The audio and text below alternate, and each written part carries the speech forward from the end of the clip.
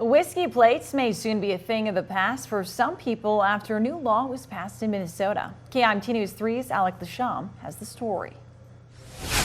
A new Minnesota law will finally provide an avenue for folks looking to swap out their whiskey plates. A new measure was passed in Minnesota giving people an option to install an ignition interlock instead of having whiskey plates.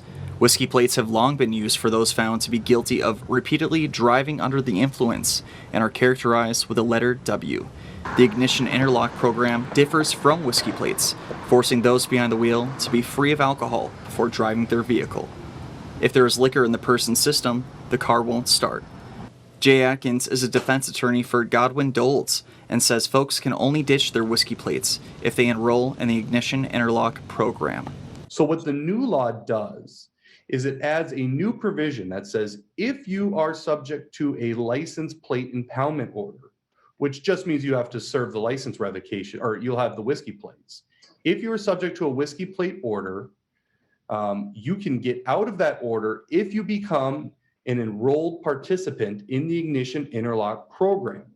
Atkins doesn't believe whiskey plates have any value, adding they don't prevent drunk driving, while an ignition interlock prevents a crime before it happens. People who have whiskey plates can't just be pulled over for that fact merely. They have to be treated the same as everyone else. So it has no value other than this public shaming, which doesn't prohibit or prohibit future conduct.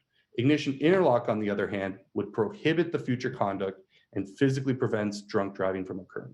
Now, the new law for Minnesota is groundbreaking for whiskey plate holders, allowing them to switch over to a safer method. In Rochester, Alec Lasham, KIMT News 3. Well, people looking to change over to the ignition interlock program will have to pay $100, which is double the amount of whiskey plates.